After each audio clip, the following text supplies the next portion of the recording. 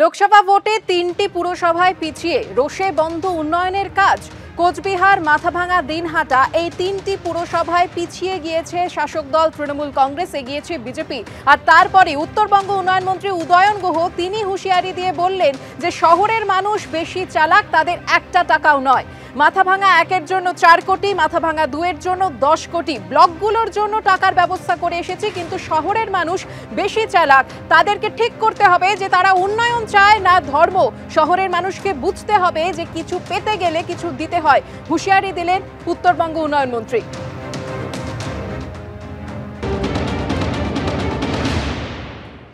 মাথাভাঙা ১-এর জন্য ৪ কোটি টাকা এবং মাথাভাঙা ২ ব্লকের জন্য ১০ কোটি টাকা বরাদ্দর ব্যবস্থা করে এসেছি। মাথাভাঙা শহরের জন্য ১ টাকাও দেওয়া হয়নি এবং শুধু মাথাভাঙা শহর না, আমার নিজের দিনহাটা শহরের জন্য আমি ১ টাকা বরাদ্দ করিনি এবং কুচবিহার শহরের জন্য ১ টাকা বরাদ্দ করিনি। শহরের মানুষরা একটু গ্রামের মানুষের থেকে বেশি বুদ্ধিমান, বেশি চালাক। তাদের এই উপলব্ধিটা করতে হবে যে তারা উন্নয়ন চান, তারা এগিয়ে যেতে চান না ধর্ম চান।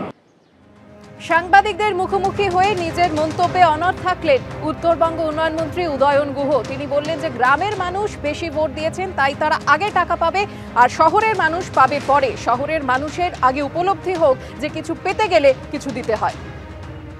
মাথাভাঙা পুরসভাকে কিছু পাবে না, সবাই পাবে, কিন্তু প্রথমে একটু গ্রামের লোক যারা ভোট দিল বেশি, যাদের সমস্যা বেশি, তাদেরটা করি, মানে পরে পাবে।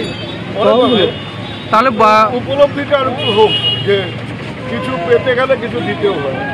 মানে প্রথম অবস্থায় তারা বঞ্চিত থাকছে। প্রথম অবস্থায় শহর সব বঞ্চিত না, মানে প্রথম অবস্থায় পাওয়ার যোগ্য সেইটুকু পাবে। মাথাভাঙা ১, মাথাভাঙা ২-এর জন্য তো বললেন যে ১৪ কোটি টাকা। ৫ টাকা দিয়ে যদি আমি এখন ১০ টাকার রসগোল্লা খেতে চাই, তা তো হবে না। ৫ টাকার জন্য ৫ টাকার বেশি বরাদ্দ। মন্ত্রীর এই মন্তব্য নিয়ে স্থানীয় তৃণমূল নেতৃত্ব কি জানিয়েছেন শোনাবো।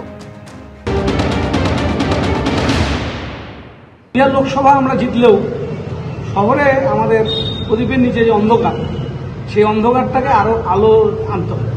তা না হলে আমাদের ২৬-এর বিধানসভা নির্বাচন জেতার ক্ষেত্রে কুচবিহার শহরের ভোট একটা বড় বিষয় হয়ে দাঁড়াবে। আমরা যেভাবে শহরের মানুষের পরিষেবা দিয়ে যাচ্ছিলাম, ঠিক একইভাবে আমরা পরিষেবা দেব। শহরের মানুষের পরিষেবার প্রতি আমরা বদ্ধপরিকর। কুচবিহার লোকসভা সিট জেতার পরে আমাদের দায়িত্ব মানুষের প্রতি আরও বেড়ে গেল।